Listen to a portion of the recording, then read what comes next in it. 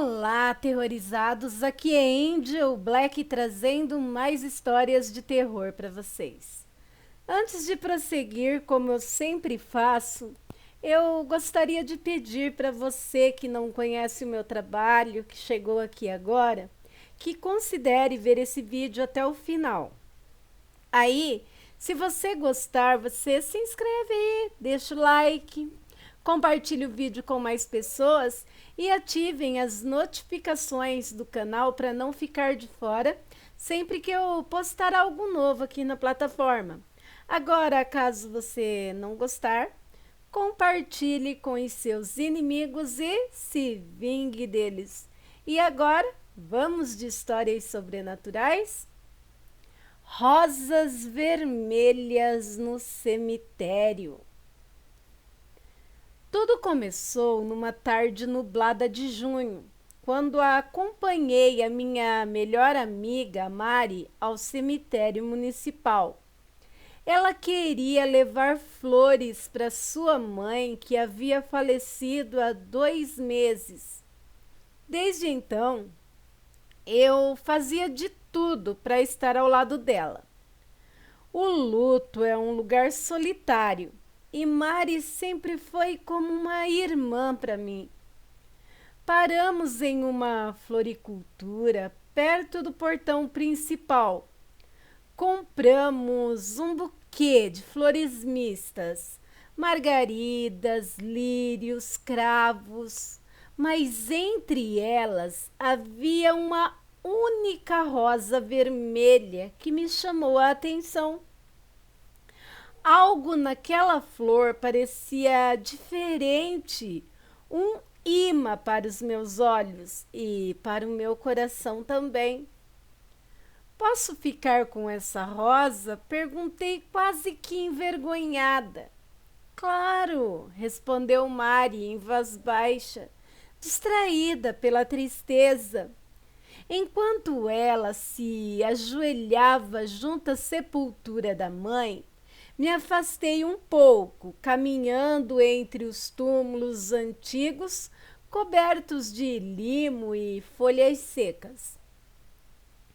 Eu nunca tinha prestado atenção à beleza silenciosa de um cemitério.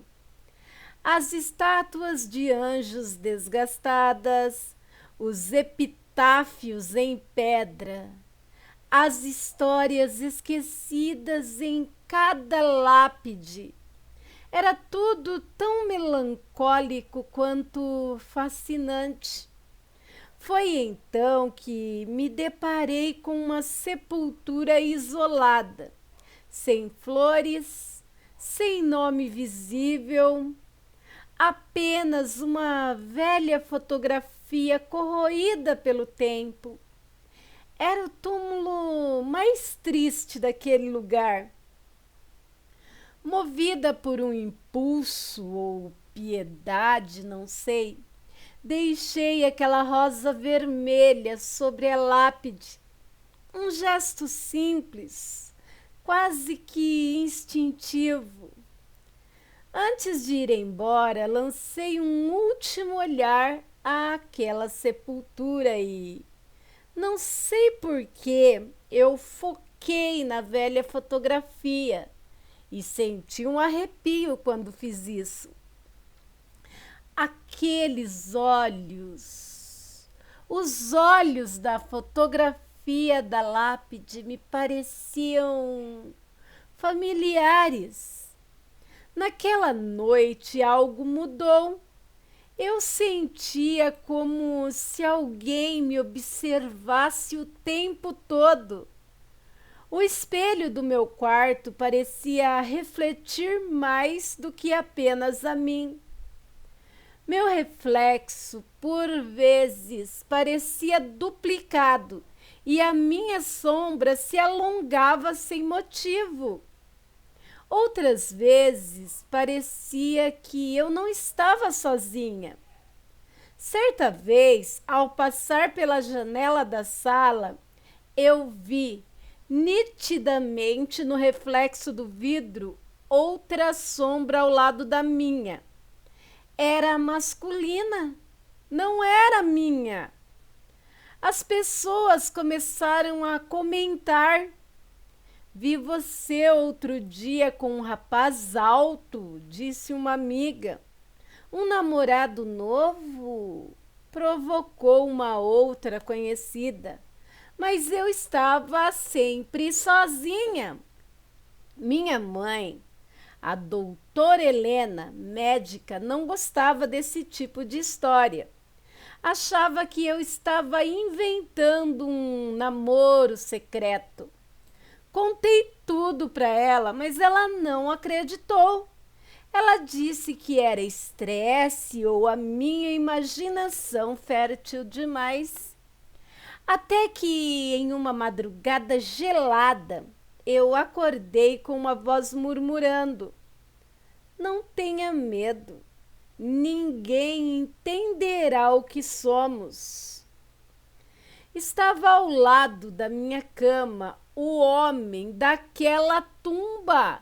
Seus olhos eram os mesmos da fotografia corroída. Gritei e corri para o quarto dos meus pais. Papai revirou a casa, mas não encontrou nada. Depois daquela noite, eu só conseguia dormir com as luzes acesas e nunca mais sozinha. Papai se revezava com a mamãe, mesmo ela não acreditando muito. O tempo passou e eu voltei a dormir sozinha. E ele continuava lá. Eu sentia o peso dele sobre a minha cama. Sentia sua mão fria acariciando o meu rosto, como se quisesse me consolar, me proteger ou reclamar algo que eu não entendia. Uma noite, voltando do cinema com minhas amigas, fui abordada por 2 homens, numa rua deserta, perto de um parque. Um deles me empurrou contra uma árvore e o outro tentou arrancar a minha blusa. Mas, de repente, um deles parou e empalideceu gritando: Corre! Ela não está sozinha. Apaguei. Acordei depois com a minha bolsa e o meu celular intactos. No dia seguinte, os noticiários mostravam que 2 corpos haviam sido encontrados boiando no rio próximo ao parque. Eram os meus agressores e a causa apontada pela perícia, segundo a reportagem, é que eles se afogaram, pois não haviam sinais de violência neles. Não me restava dúvida. Ele havia me salvado. Mas o que ele queria em troca? Decidi voltar ao cemitério e levei outra rosa vermelha. Ao chegar na sepultura, uma presença me congelou por dentro. Era minha mãe que havia me seguido. Cláudia, por que você está nessa tumba? Indagou ela. Contei-lhe tudo, desde o início. Minha mãe escutou em silêncio. O rosto dela empalideceu e os seus olhos ficaram marejados de lágrimas. Ela caminhou até a lápide, tocou na foto corroída e desabou em lágrimas. Mãe? O que houve, mãe? Por que está chorando? Quem era ele? Perguntei. Quando eu era jovem, me apaixonei por um homem chamado Heitor. Um dia ele simplesmente desapareceu. Achei que ele tinha me abandonado, mas agora vejo que ele morreu. e a data do falecimento, no mesmo dia em que eu o vi pela última vez. Eu estava grávida de você e ele nunca soube. Pouco depois, conheci o seu pai, que decidiu te criar como filha. Ninguém mais soube da verdade. Cláudia, este homem é o seu verdadeiro pai. Naquele instante eu entendi tudo. Aqueles olhos eram os meus. Naquela noite eu não tive medo. Quando eu senti o colchão afundar, eu me sentei. Pai, eu sei que é você. Ele apareceu, nítido dessa vez. Seus olhos eram tristes e amorosos. Ao mesmo tempo, ele me disse: fui assassinado pelos mesmos homens que te atacaram. Meu corpo nunca foi encontrado. Por isso aquela tumba é simbólica. Morri sem saber que tinha uma filha, mas a minha alma soube quando você deixou aquela rosa. Obrigado por me dar paz. Agora eu tenho que ir. Há muito que fazer para onde eu vou. Eu chorei. Eu o abracei e ele lentamente desapareceu com um sorriso. Desde então, cada aniversário meu, uma rosa vermelha aparece na minha mesa de cabeceira. Hoje tenho 30 anos, tenho uma filha, Isabela, de 5 anos. Às vezes a escuto conversando sozinha no quarto. Um dia eu entrei em silêncio e a vi sorrindo pro nada. E eu perguntei: com quem você está falando, meu amor? Ela me olhou com os olhos idênticos aos meus e disse: com o meu anjo da guarda, mamãe. Ele disse que cuida de mim e que tem os seus olhos. Nomes e locais preservados. Considerações pelo ponto de vista espírita. Nenhum desencarnado tem condições de ceifar uma vida de uma pessoa viva, mesmo em defesa de alguma provável vítima, ou que seja esse desencarnado um obsessor implacável, mas podem, unindo-se a outros desencarnados de mesma afinidade, conspirar contra uma pessoa através de truques de assombrações, se utilizando de algumas virtudes de seus perispíritos, perturbando-a a ponto de fazê-la cometer algum tipo de imprudência com consequência fatal. Foi o que aconteceu com os bandidos do relato. Isso tornaria o pai de Cláudia um espírito com vibrações compatíveis com os planos inferiores.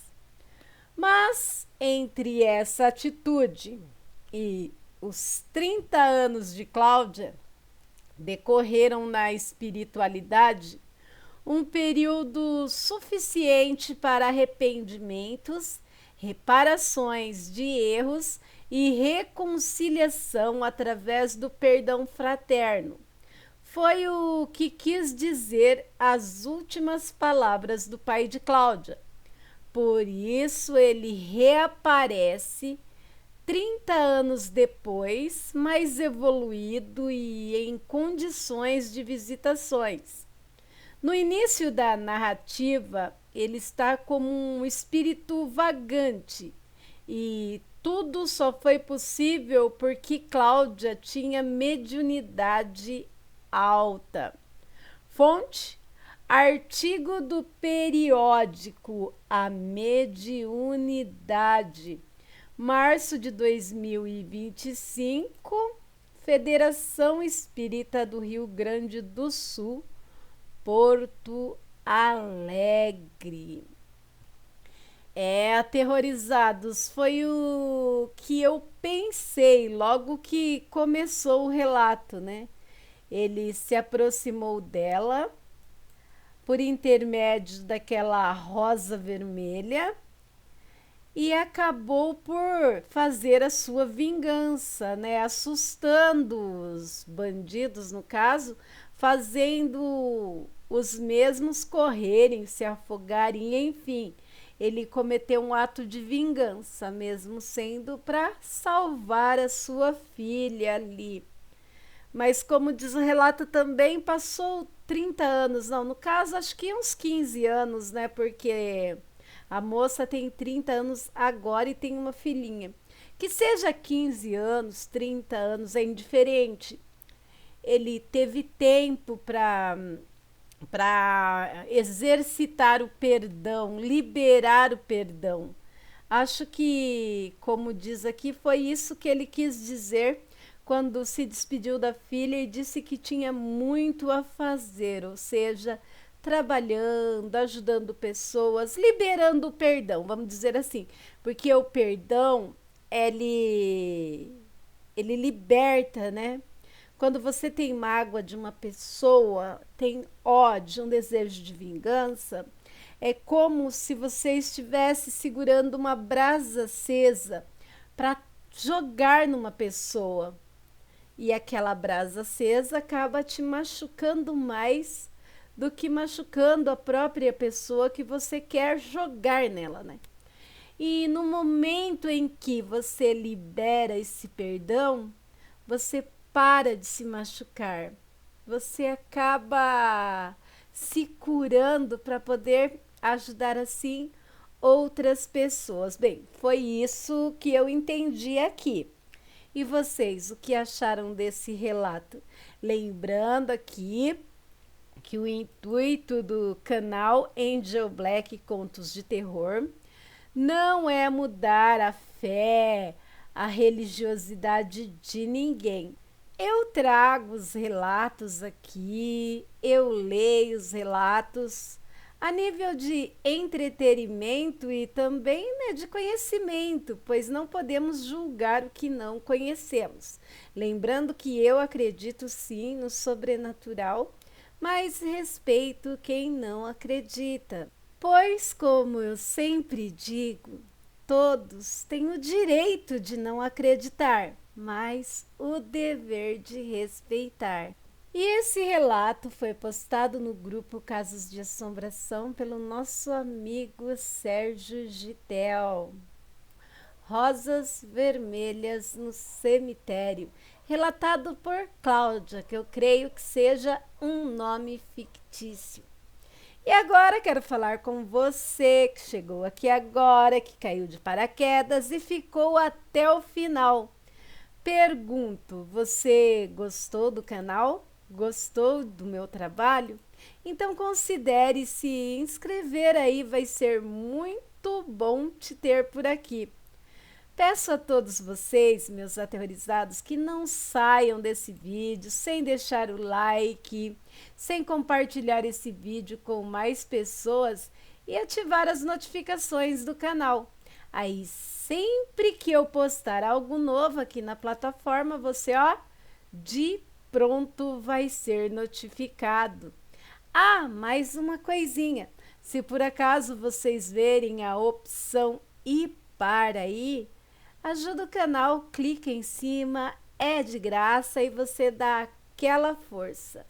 Não é sempre que aparece, tá bom? Porque já teve inscritos que falou eu não vi a opção ir par. Aí, se não aparecer, não tem problema. Mas toda ajuda é muito bem-vinda e eu agradeço do fundo do meu coração. Falando em agradecimento, eu quero agradecer a todos que de alguma maneira me ajudam desde a criação até a divulgação do meu trabalho. E principalmente quero agradecer a cada um de vocês aterrorizados. Obrigado por fazerem parte da minha caminhada, da minha história aqui no YouTube e não soltarem a minha mão. Eu agradeço a todos pela presença, pela permanência e pela paciência. Fiquem com Deus e até a próxima!